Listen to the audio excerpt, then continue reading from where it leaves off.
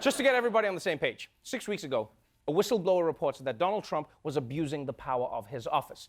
And in response, the Democrats launched impeachment hearings behind closed doors, which makes sense. It's winter, you don't want the doors open, everyone gets cold.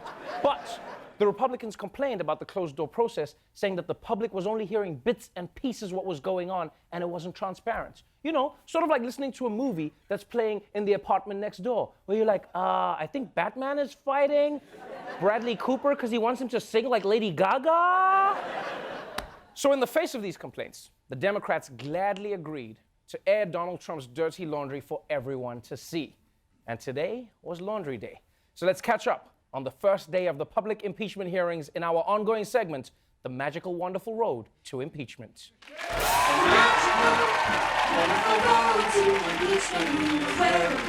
It's probably presidential harassment. Impeachment. It's democracy's money-back guarantee. But it's also one of the few constitutional processes that's actually exciting. In many ways, it's like an eclipse. It only happens like every 20 years, and Donald Trump stares directly into it no matter how much it hurts. And you can tell today was a big deal, just by how the media was covering this thing from every angle. This is the table where those diplomats will be sitting. You're going to have Democrats on one side of the room, Republicans on the other side. This is one of the largest hearing rooms at the Capitol. Behind me here in that big chair, that is where the chair of the Intelligence Committee, Adam Schiff, will be sitting. We understand that C-SPAN normally would have 3 cameras. Today they have 7. George Kent is just arriving and is about to go through security. George Kent is entering the magnetometer area, putting his personal belongings on the belt. We're all familiar with the process. So exciting.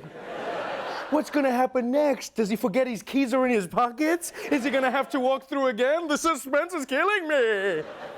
I hope they just like followed him the whole day like that. Just MSNBC, like, George Kent appears to be closing his eyes and opening them repeatedly. A process we're heard is referred to as blinking. Now, for the first day of the public hearings, the Democrats chose to call 2 witnesses.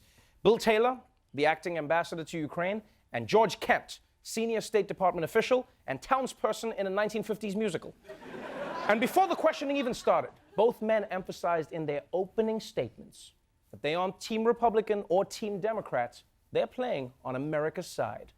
It has been a privilege for me to serve our country and the American people for more than 50 years. I am nonpartisan and have been appointed to my positions by every president from President Reagan to President Trump. I am not here to take one side or the other. I have served proudly as a nonpartisan career Foreign Service officer for more than 27 years, under 5 presidents, 3 Republican and 2 Democrat. I represent the 3rd generation of my family who have chosen a career in public service. Indeed, there has been a George Kent sworn to defend the Constitution continuously for nearly 60 years. Ooh, 3 generations of George Kents have been defending the Constitution.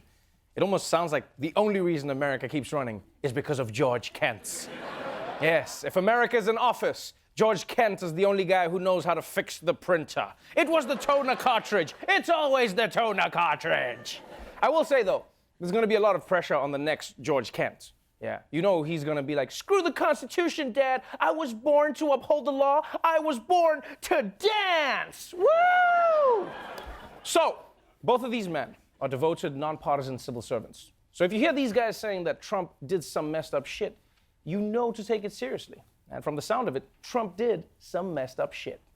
Once I arrived in Kyiv, I discovered a weird combination of encouraging, confusing, and ultimately alarming circumstances. According to Mr. Morrison, President Trump did insist that President Zelensky go to a microphone and say he is opening investigations of Biden and 2016 election interference. Ambassador Sondland tried to explain to me that President Trump is a businessman. When a businessman is about to sign a check to someone who owes him something, the businessman asks that person to pay up before signing the check. I think it's crazy to withhold security assistance for help with the political campaign. What did you mean when you said you thought it was crazy? It was illogical. It could not be explained. It was crazy. Unexplainable, illogical, crazy. That's the description Bill Taylor gave of Trump's actions. It's also the title of Trump's new memoir. Same thing, yes. It's my full story, and it's a coloring book, folks. You're gonna love it.